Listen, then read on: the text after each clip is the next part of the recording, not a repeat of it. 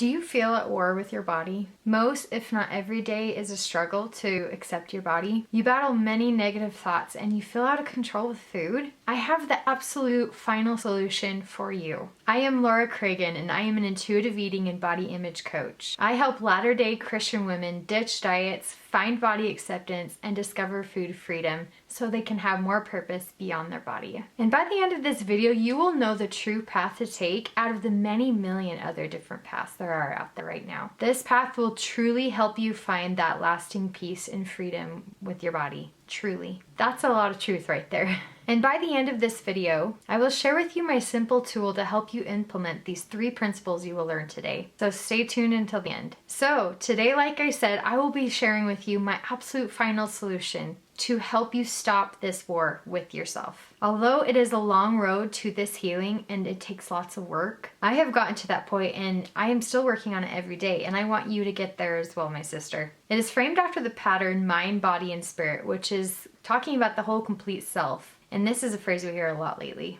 They are the foundational pillars of my coaching program and everything that I do. Number 1, body. And with body, we focus on intuitive eating. There are 10 principles of intuitive eating, and it is a dynamic modality that helps you figure out your emotions, instincts, and rational thought, and it plays into your health. As you combine your inner attunement, aka your intuition, with your outside proven health guidelines that you know to be true, you get that sweet spot in the middle of what you know is your own authentic health. That internal factor is based on hunger cues, fullness, and satisfaction, rather than external dieting rules or restrictions. Now, number 2 is mind. And with mind, I talk about mental overhaul. Mental overhaul is specific mindset skills, such as not seeing your thoughts as facts, questioning your past programming, and putting in new empowering thoughts after you've cleared that all up. This is all tough work, believe me, but it is so worth it. For example, you might need to work on some mental overhaul with the way you react to stress.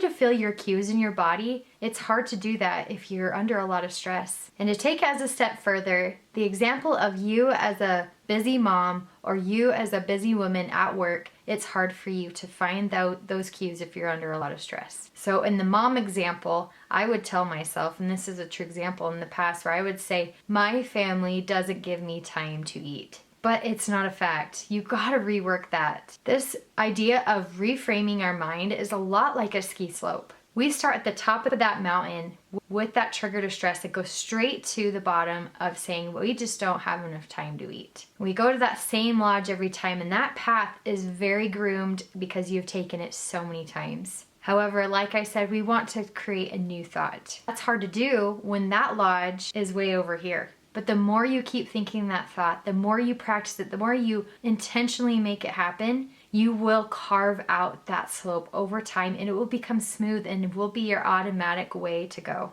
So when you start feeling that stress that you just don't have time to sit down and eat, in that thought, put in another empowering thought in there. It will feel weird, but try it. It works over time. But your ability to manage stress will improve. And as Latter-day Saint Christians, rereading the book Doctrine and Covenants, to act and not be acted upon. And this is everything that it's talking about right here. You are empowered and not a victim, and you can choose what you think. Now, number 3 is spirit. And with that category, I focus on coming to Christ. You can pull yourself out of this rut by doing those things I've talked about, but not alone. Christ is that missing piece. His atonement bridges that gap when your efforts aren't enough. He is the one who will heal your relationship with your food and your body.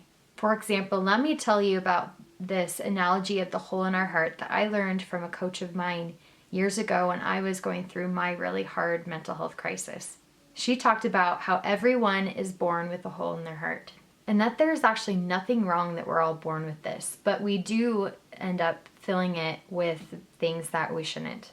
We will throw in shopping, social media, people-pleasing, addiction, all sorts of things into that hole to fill that ache we have inside. And as far as we're talking about here, we've thrown food, we've thrown in diet culture, we've thrown in being negative to ourselves and our bodies. But that stuff just goes down into a deep abyss and never fills that hole. It is never to be satisfied.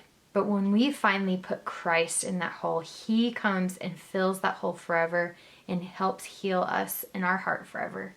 So I'm going to make it easy for you to start your journey to come to peace with yourself with my simple guide. It is my free beginner's guide to intuitive eating. It is sent straight to your inbox with 5 simple steps to follow. You can click it here below or go to latterdayintuitiveeating.com/beginner's guide. If you're looking for a way to start, this is your answer, my friends. So click below and get that sent to you straight away.